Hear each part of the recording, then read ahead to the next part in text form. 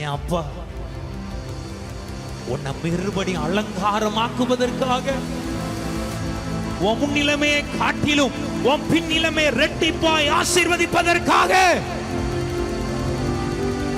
நீ காதார கேட்டதை உன் கண்ணால் நீ பார்க்கும்படியாக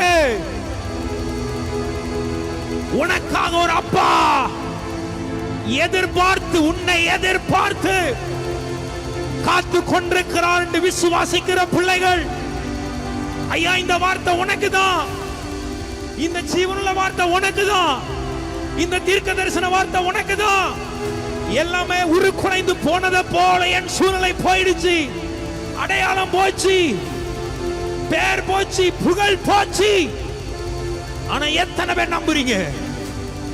அவர் போகல தானே உன்னை விட்டு, அப்பா உன்னை விட்டு போகல தானே.